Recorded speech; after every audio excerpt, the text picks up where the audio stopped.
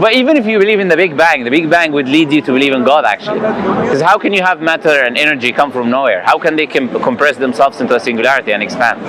How is that possible? I haven't done enough research on this. No, but science cannot answer that question, because science says at that point our laws were infinite, everything was infinite, so we cannot measure whatever was happening that time or before. Yeah. So science is limited. Science cannot know everything. It's only limited to the physical reality, that which you can study, put under a microscope, etc. So if science is limited there, and that's not a question of the physical anyway, it's a question of a metaphysical thing. What started the whole physical existence, the whole reality that we live in? But I would say, to say I don't have an answer to the question doesn't mean there is no answer to the question. Would you agree? If you believe in science, you should believe in cause and effect. No, I think there is an answer to it. Okay, sure. So, do you agree that you cannot have something from absolute nothingness? No matter, no energy, nothing. Absolute nothing. Can you have something from that? I guess you can. You can have something from absolute nothingness. Which scientist would say that? I don't know, but there's no scientist on Earth that would posit that, you know? if you're saying there's a crater, Yes. where did he come from? Okay, that is the always question that people ask. I'll tell you, look, if we say someone, I haven't answered the question, it's an easy question. If you have someone that created God, you will have to posit the same question, who created God? And then you will go into something called infinite regression, okay? And then nothing can exist. So the fact that we exist today means that there is no infinite regression. It means there's something eternal. So that proves God. So you just proved God. It's very good. So we need by necessity something eternal. There has to be something eternal always existing. You're very convincing. Yeah, thank you. No problem. Everyone to convince that he already believe in a creator because it's rational. I think physics is too perfect. Physics is like... She's right. She means like basically how the laws are. Like there is an interesting book written by Martin Rees. It's called 6 Numbers. You can read it. It will show you an infinite amount of numbers and how the equations in the universe are so precise that if anything was different, there would be no universe. Like for example, you have atoms started like 300 years after the Big Bang. Like if it was any different, you cannot have a universe. Then on top of that, you can add life. That is even more complex. It's called the fine-tuning of the universe. So the more you look at the universe, you know it's impossible for you to have these precise measurements without a determiner that determines everything the way it is. You know, when you leave things, they go into chaos, not order. Just leave your room for like 2 years and come back, you know? It's not going to be a perfect organized universe, right? It's going to be a chaotic room. The more things tend, this is what they call entropy, right? The more you leave things, they tend into becoming more chaotic. They don't become more organized. But when you look at the universe and how millions of years pass, it's just even more organized with time. You have these very specific laws that run the universe the way it is. And I don't think you would apply this standard to anything in here, in this life or in planet Earth. Anything that is very complex or has laws, you will always assume that someone has made it, even if you didn't see it. But when it comes to the universe, why is the standard different? Okay, let me ask you this. Have you seen the person who made this table? No, I haven't. But why do you believe someone made this table? It seems rational. It seems okay. Why? It's logical. So it's not logical someone made this. People made tables. So it's not logical that this far more complex entity was created by something, but it's rational to say this simple table is, even though you haven't seen the maker? Even if someone made another table, they haven't made this table. Why do you assume this specific table is made? That's good. That's good. By the way, probably you would never know in your life the person who made this table. I know it's custom made. It's not even from a manufacturer. So you can never find who made this. But you still believe it. For example, you believe someone made the pyramids, right? Yeah. Okay, but we've never seen anyone build a pyramid. So why do you believe someone built the pyramids? You will say because it's so complex that it shows signs of design. So my intuitive rationality as a human being lead me to the conclusion it has to be a maker.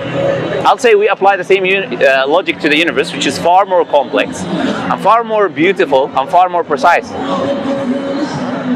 I'd say that's the only rational conclusion you can come to. That is rational. But I have a question. What do you think about Christianity and all those Buddhists? Excellent question. I would say with with very basic research, you can come to the conclusion, you can exclude many religions. You talk about Christianity, for example. When you read the Bible, it will be enough for you to come to the conclusion this cannot be from God. The text itself first is not preserved, meaning you don't know who wrote it. It's written by unknown people.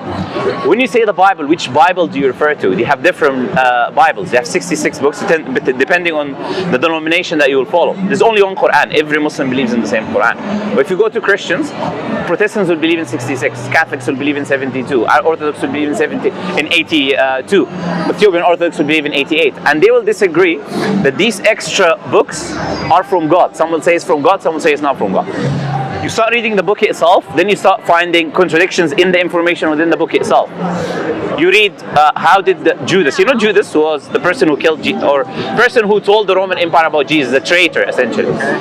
But there's two ways he dies in the Bible. You can only die in one way. In Acts it says he was walking and he tripped over and then his belly gushed open, right? And then if you go to Matthew, it says to you that he hung himself.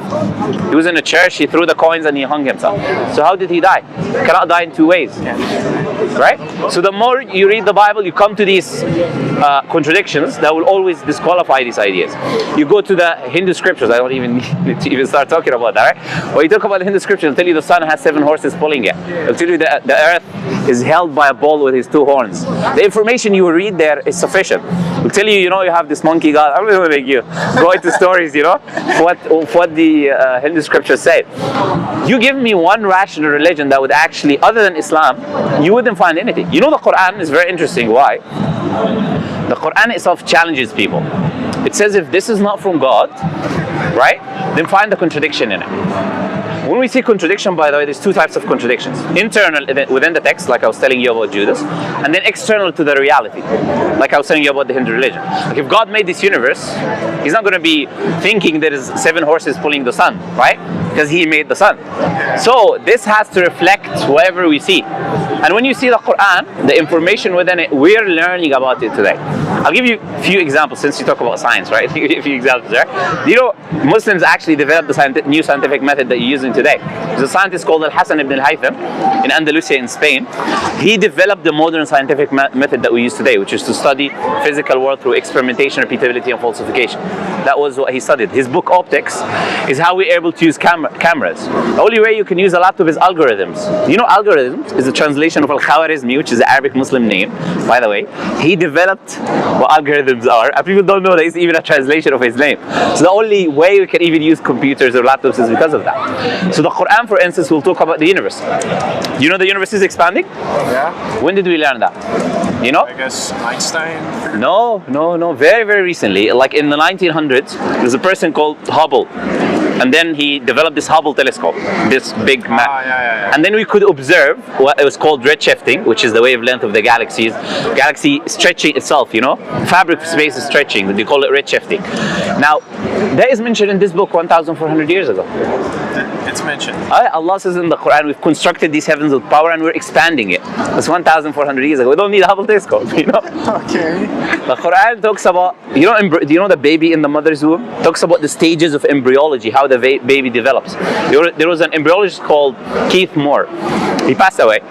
And he's Christian, he's not even Muslim. But he said that this book has to be from God, or Prophet Muhammad has to be a messenger, because whatever the description is in the Quran is what I see with the microscope with my own eyes. I look at it and I see exactly what the Quran is describing is what I see with my own eyes. Like, for example, the Quran describes the stages. That starts first as blood, and then it moves into something like, the Quran uses the term leech, alaqa. And you know, a leech has 3 functions. It hangs, sucks blood, and it has a certain shape. The embryo exactly looks like a leech, hangs and sucks blood in that stage of embryology. How would the person who ever wrote this 1,400 years ago, no microscopes, no telescopes, no technology, no satellites, how would he know this? How would he describe it with one word that perfectly describes the function of the embryo at that time? So, when we're reading the Quran, like, we do not have any doubt this has to be from the Creator. because the knowledge it reflects is impossible for it to be from anyone. And by the way, that's one type. Like for instance, the Prophet told us about the future. He said that 1,400 years ago.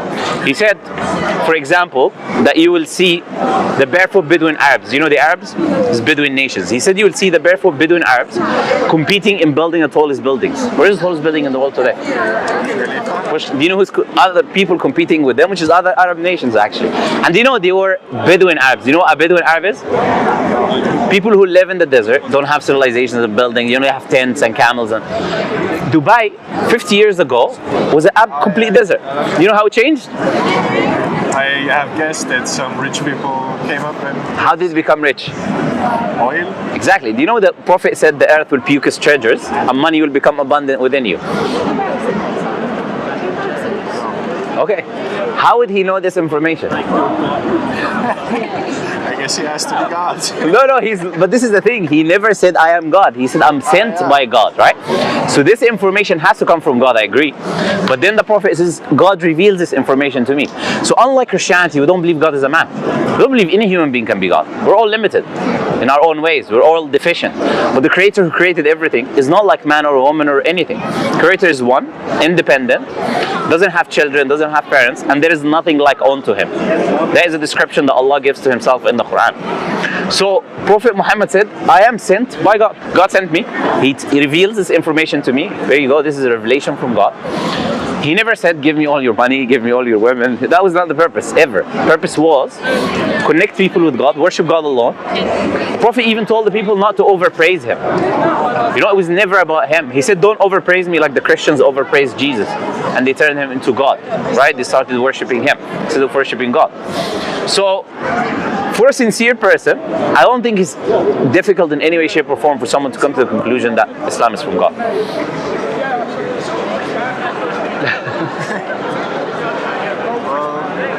Thank you.